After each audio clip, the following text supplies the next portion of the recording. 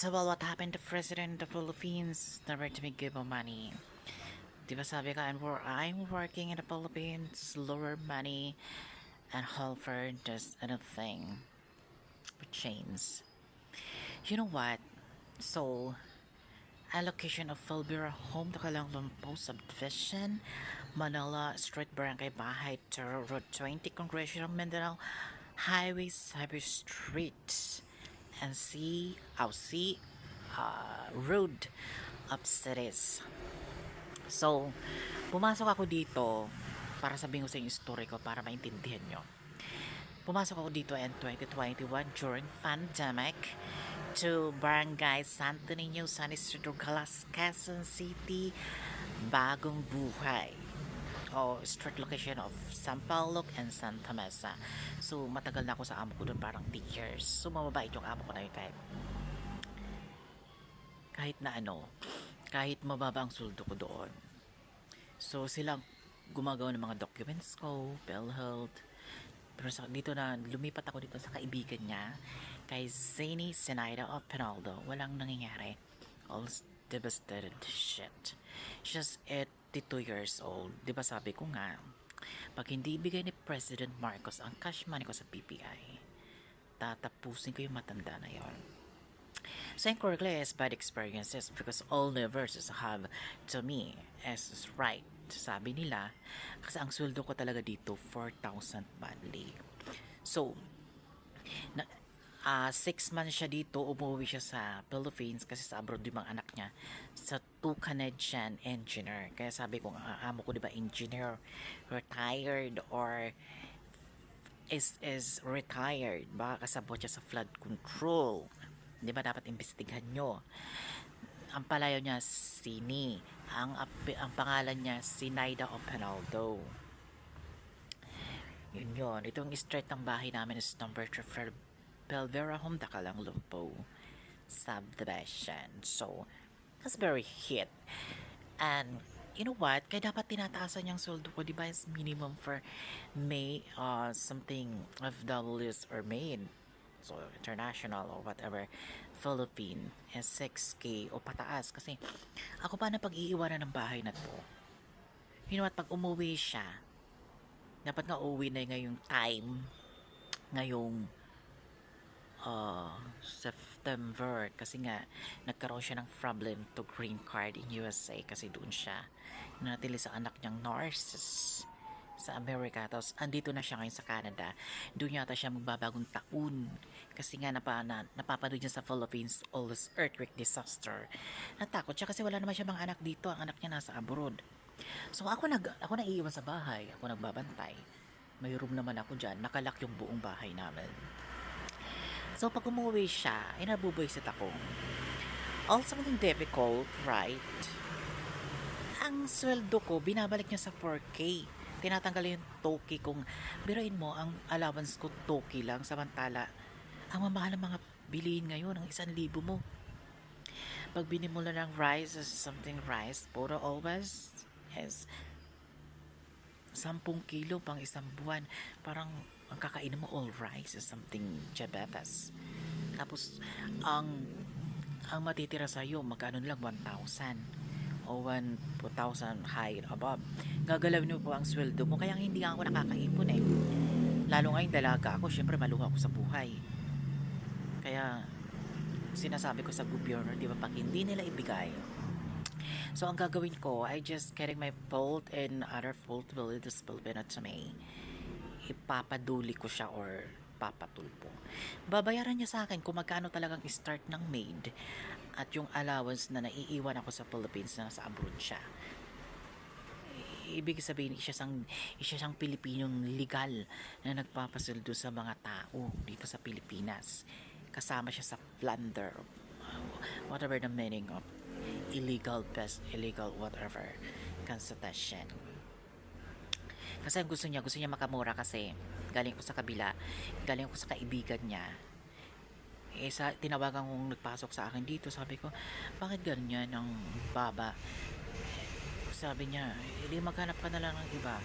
Sabi ko, oo, pero hindi ako pwedeng hanap ng iba. Lahat ng tao o Pilipino nagkakamali sa akin. ang magiging amo ko, whatever experiences, kailangan nila managot sa batas. Kailangan nila matikman yung totoo kong story or whatever just believed to me. And me over the foreign image to war and World War III, something difficult. Yan ang sasapitin ng mga Pilipino na yan. Destroyed. So yun yun, kaya para walang gulo, yun na lang ang gawin ko sa BBM Marcos of the Philippines. Kayo na ang kumilos. Alam niyo man ang ugali ko, di ba? Hindi niyo magugustuhan. Well, hindi naman ako mawawalan kayo eh. Hanggat nasa trouble kayo ng China War to International, wala kayong kalayaan dito sa mundong to. Never to win about you. Always America is a problem to international about the world country. To ignoring devastated bullshit you. Hindi nga kumikilos ang bahay turoy, nakatunga nga lang sila. Sumisildo sila bonbon, wala silang ginagawa. Wala silang ginagawa kung anong nangyayari dito sa loob, dito sa mga subdivision village. Dapat nag-aalam-alam sa ano na, yung mga midyan, binubugbog ba, makatulong dyan, mga helper. Dapat ganun ang ginagawa nila. Hindi eh. Nakatenga sila, mag-aantay sila ng himala na sweldo na darating papasil sa kanila. Eh wala na si Duterte, wala na silang mauuto. Eh si Marcos na ang president. Ganon na nangyari sa mga village ngayon. Kanya-kanya ng batas. Kaya kung matapang ka, tapusin mo, patayin mo dapat. Ganon yun. Papaisikra sa mga hampas lupa na yan. You know what? At alam na rin ng mga guard tahimik nga lang sila. You know what? Yun ang gusto kong mangyari. Kasi I want to pagharap na ba ibang trabaho, tapos pag nagka-problema na naman ako sa amo ko, i-report ko naman, wala na naman mangyayari. Saan gagawin ko? Patayin ko na lang. Di ba? Eh, humahaba lang ang aking issue, humahaba lang ang story. Wala nangyayari, di patayin mo na lang. Ganun lang yun. There was something flood control, nagnakaw ka sa sardinas, fish, kulong agad, ganun sa kabilis. Pero yung mga politician, milyon-milyon, ang tagal-tagal makulong. Dami pa mga chiche-bureche. Alam niyo mga flounder kayo. Kayong gumagawa ng batas niyo walang kabuluhan. You know what? Huwag niyo na bidogin ang ulo namin. That's all listening the world, whatever the open-minded. Diba? Yung mga tangingot pala kayo mga politician kayo eh. So, kung mangyari yon, lahat naman kasi ng amo ko na experience ko, ang dami kong naging among ganyan sa Bulacan. At saka yung magiging amo ko, mga alagad ng simbahan, alagad ng batas. Kasi sa Parada Bulacan Santa Maria ang amo ko doon, kapitana.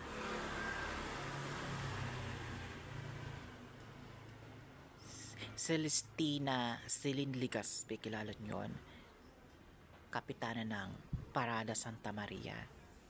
Naging amo, mabait yung amo ko na yun kasi namatay yung asawa niya. Kailangan ko umalis doon.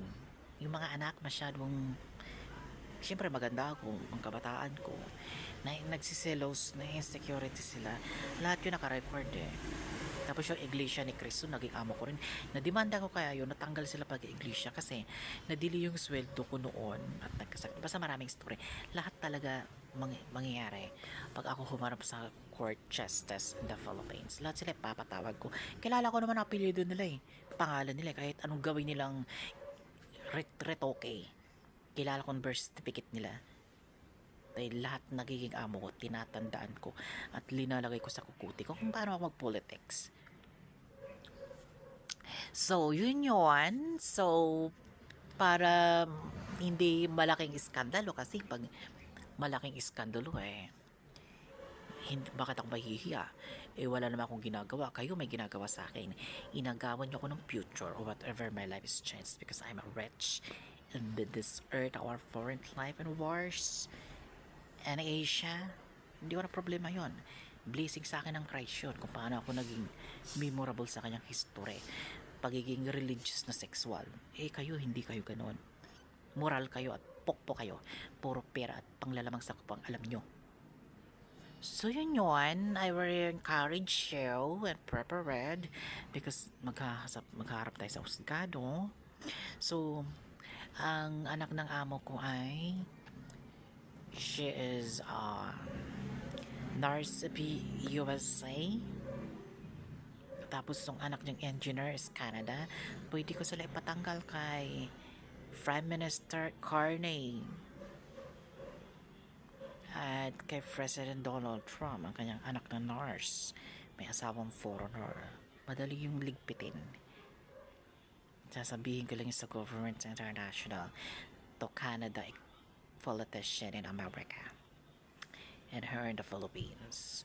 So, yun yung sinabi ko ng katotohanan. Kailangan ko mag-upi ng aking experiences kasi hindi na kaya ng aking fame. You so devastated bullshit, Rao. Di ba sabi ko, BBM, isend mo ng aking cash money, call to VPI Shorthorn, Road 20 Congressional Fragicate Location, yung Shorthorn na malapit sa bahay to barangay. Exist lang ng road, ano yan, tricycle parking. Doon ka tumawag kasi doon naka-register ng aking ATM bank. Hindi nang kung saan pa ako pumupunta. Ang palugit ko ay, ano ba ngayon? Di ba sinabi ko sa the end of September, wala kang ginawa, busy-busy ka sa mga storm na yan. Unahin mo yung inuutos ko, dahil inuutos ko ng 2015 pa itong money ransom na to, panahon pa ni Aswang, ni Duterte. So, yun yung mangyayari, kahit pag hindi maibigay yan, bago mag-the end and December 31, kailan makuha kong money ransom kung magkaano man yan, at tawagan ako ng bangko, sigurado, papatayin ko, matanda na yan. Totoo, kung hindi ko siya mapatay, the home is locked. Sisirain kong pito at nakawin kung dapat nakawin sa loob. Kapalit na kanyang kabayaran. Dahil mababa siya akin siya magpasweldo. O, diba? Dapat yung mga trabador nyo, minamahal nyo, na hindi gawan kayo ng masama. Ganun lang yun. But overthinking over the money, whatever fried, at dapat hindi nyo tinitipin at dinadayet. Ang una sa lahat, you're strong for hardworking. Ang utak ng mga tao laging hard o laging sick or pagod ay hindi maganda ang deliver. The gravity of the mental health problem. Hindi pa naman ako nagbi-mental health problem kasi ako lang naman mag-isa sa house. So, yun lang naman yun is protected to my soul kasi nga lagi ako nagsisimba sa GCIS Village Subdivision for Religion Catholic and something image for why and over ever to the bad religion because ex-religion is Catholic is a bad religion. I don't believe for God your good work for not respectable because our listening for Bible and going to end instinct you going insane to get to believe in Christ. But I believe in Christ and you, but I believe in the Bible because we're just all Spanish. So yun yun. Hindi ako nahihiya magsabi ngayon dahil yun ang nararapat all people whatever the planet, lahat tayo dumadaan sa masasamang bagay, good or bad, as to be devastated. So follow to my YouTube channel. I'm Tobias Mariang Jr. and TikTok or whatever platform, Meta, Instagram, Twitter, Snapchat. Yun, they go for live stream, anything so may access my image in social media. Thank you. Bilis-bilisan mo, President. Ipapadala ko sa yung video pag hindi mo ginawa yung cash money kung paano ako kumatay ng isda. Hindi mo magugustuhan. After years, tough the boat and how. Going again.